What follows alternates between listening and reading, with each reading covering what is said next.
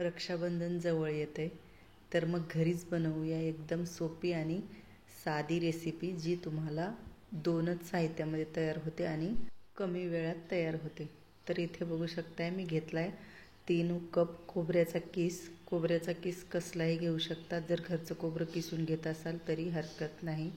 त्यानंतर 1 मिनिट मी त्या खोबऱ्याला परतवून घेतले, 1च मिनिट. त्यानंतर त्यामध्ये घातले 2 चमचे तूप आणि परत याला आपल्याला भाजून घ्यायचे. भाजायचं इतकंही नाही की त्याचा कलर चेंज होईल, आपल्याला फक्त हार्डली 3 मिनिट याला भाजून घ्यायचे.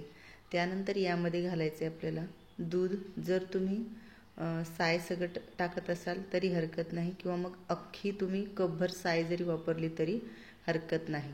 त्यानंतर हे जे दूध घातले, जर दूध घालाल तर ह्याला आटायला वेळ लागेल, साय घातली तर लवकर आटेल. साय टाकलं तर एक फायदा होईल की यानंतर मी यामध्ये मिल्क पावडर यूज करणार आहे. जर तुमच्याकडे मिल्क पावडर नसेल तर तुम्ही अख्खी कपभर साय आणि अर्धा कप दूध असं टाकू शकता. त्यानंतर साय किंवा दूध जे आहे ते आटलं की त्यामध्ये आपल्याला या साखर घालायची, पिठी साखर. 1 कप पिठी साखर घालू शकता.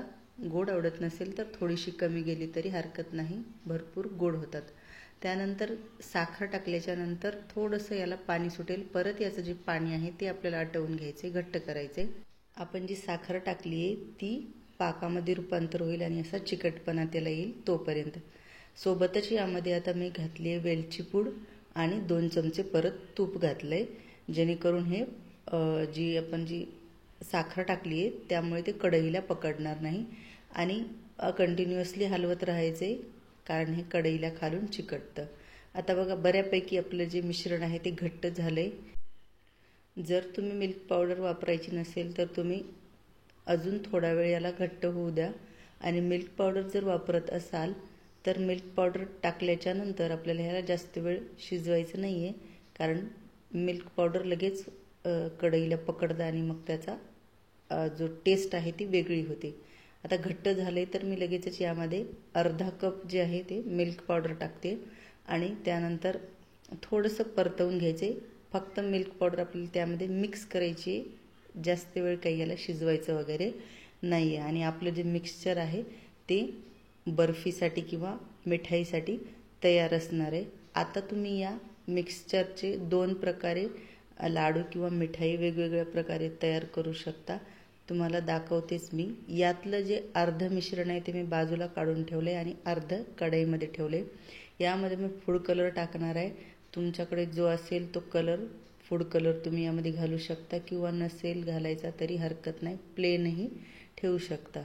मी रेड कलर घातला आहे आणि याला व्यवस्थित मिक्स करून मी बाजूला घेते. आणि यानंतर या जे रेड कलर आहेत, तुम्हाला जर याचे लाडू वळायचे असतील अख्ख्या मिक्सचरचे तर तुम्ही रेड कलरचे सगळे बॉल्स तयार करून घेऊ शकता. पण मी यामध्येच तुम्हाला 2 प्रकारे करून दाखवणार आहे, त्यामुळे अर्धे बॉल्स तयार करून घेते आणि अर्धं जे रेड कलरचं मिश्रण आहे ते बाजूला ठेवते.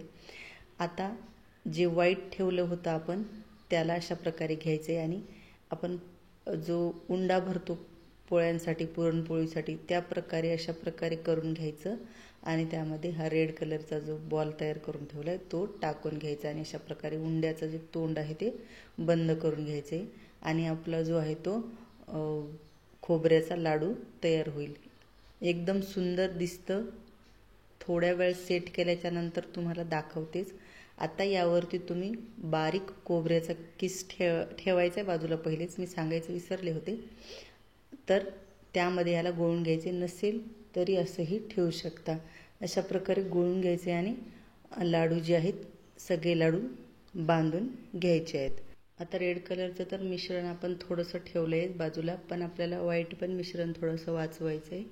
आणि मी जेवढे रेड कलरचे बॉल बनवले तेवढेच लाडू बनवते आणि बाकीचं जे मिश्रण आहे ते मी थोडं थोडं वाचवून याची एक वेगळी मिठाई तयार करणार आहे. तर एवढं मी बाजूला ठेवलेलं आहे. त्यानंतर मी घेतला आहे केक टीन. कोणताही डब्बा काहीही घेऊ शकता. त्यामध्ये टाकले थोडंसं तूप, नाही टाकलं तरी हरकत नाही. ऑलरेडी त्यामध्ये तूपही आहे आणि खोबरं जे आहे ते तेल सोडतं, त्यामुळे तेवढी काही गरज लागणार नाही. व्हाईट कलरचं मिश्रण आधी टाकून घेते आणि त्याला व्यवस्थित खालच्या साईडला सेट करून घेते, जेणेकरून ते लेवलमध्ये राहील आणि त्यावरती आपल्याला जे रेड कलरचं मिश्रण ठेवलं आहे ते परत एकदा पसरवायचे. रेड कलरचं मिश्रण परत पसरवते वेळी थोडंसं पैस करून घ्यायचे, त्याला मोकळं करून टाकायचे. जर तुम्ही एकाच ठिकाणी टाकलात तर एकाच ठिकाणी ते दबल्या जाईल. हाताने व्यवस्थित सगळीकडे टाकून त्यालाही चमच्याने अशा प्रकारे सेट करायचे. आता यावरती तुम्ही खोबऱ्याचा किसच किंवा मग ड्रायफ्रूट्सही टाकू शकता किंवा अदर तुमच्याकडे काही टॉपिंग असेल केकचं तर तेही यावरती चालतं. त्यानंतर आता हा जो केक टीन आहे तो आपल्याला थोडा वेळ सेट होऊन द्यायचा आहे, कारण अजून मिश्रण गरमच आहे. थंड झाल्यावरती त्याच्या व्यवस्थित अशा वड्या पडतात, त्यासाठी याला थंड होऊन द्यायचं आहे. आता आपण जे लाडू आणि हे जे केक टीनमध्ये मिठाईचं सेट करून ठेवलं हे सेट होतं आहे, तोवर तुम्ही व्हिडिओला लाईक आणि चॅनलला सबस्क्राईब करून घ्यायचं आहे आणि मिठाई कशी वाटली ही कमेंटमध्ये नक्की कमेंट करून सांगायचं आहे. थोडा वेळ ठेवल्याच्या नंतर आपली जी मिठाई आहे ती सेट झाली आहे. यानंतर मी चाकूने याला जशा प्रकारे शेप तुम्हाला हवा आहे तसा तुम्ही कट करू शकता. मी एक रेक्टँगल किंवा आयत आकारामध्ये ठेवला आहे. त्यानंतर याला कट करून आपल्याला व्यवस्थित अलगद बाहेर काढून घ्यायची. तसंही हे तुटणार नाही आहे, कारण एकदम छान अशी मिठाई आपली सेट झालेली आहे. तर ही मिठाई तुम्ही या रक्षाबंधनला नक्की ट्राय करा. एकदम सोपी, कमी वेळात होणारी आणि खायला एकदम चांगली आणि हेल्दी रेसिपी आहे. बाहेरची मिठाई आणण्यापेक्षा तुम्ही नक्की घरी एकदा ट्राय करून बघा आणि व्हिडिओला लाईक नक्की करा. ही मिठाई बघून कोणीही तुम्हाला म्हणणार नाही की ही घरी मिठाई बनवली आहे का. एकदम बाहेरच्या मार्केटसारखी मिठाई नक्कीच वाटेल. त्यानंतर आपण जे लाडू बनवले होते खोबऱ्याचेच, तर त्याचाही तुम्हाला एक कट करून दाखवते की किती सुंदर दिसतात ते आतमधून बघू शकताय.